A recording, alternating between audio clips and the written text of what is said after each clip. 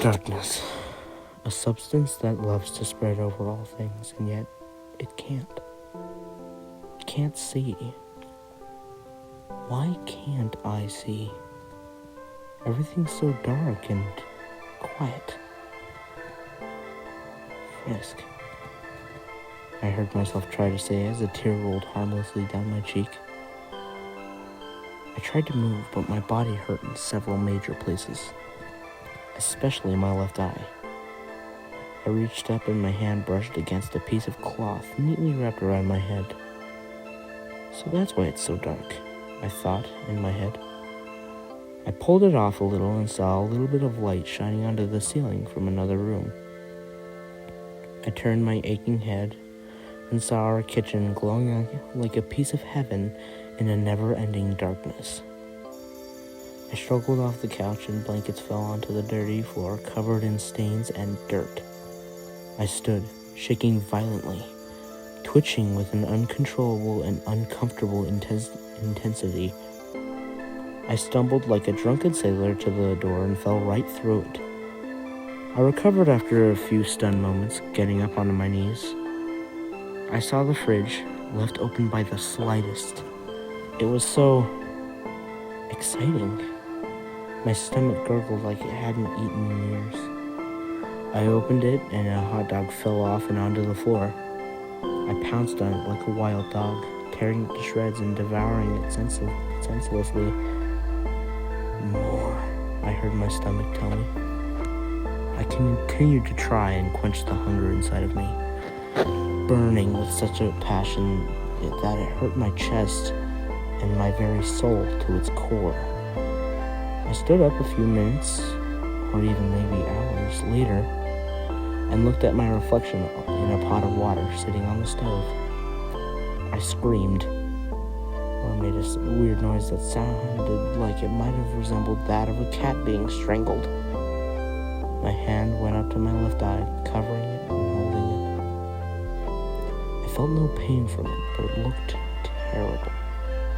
A huge gaping hole in my skull, with cracks branching out like a lake of breaking ice. I fell to my knees, shaking and screaming in my head.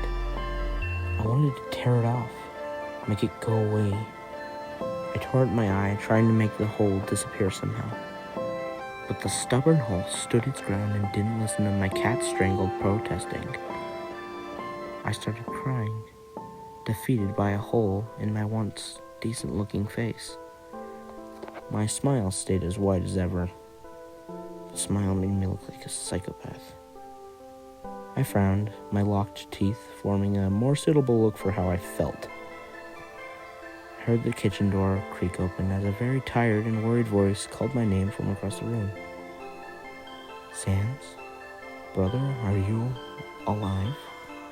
The voice said with a tone lined with worry and confusion. I turned to look at my brother. Papyrus? My voice whispered, barely loud enough to make out. His face turned from worry and curiosity to pure, unfiltered fear. Your eye, Papyrus shrieked. I stood with tears still streaming down my cheeks, and gave him a look of hurt. His face became less fearful and more sympathetic.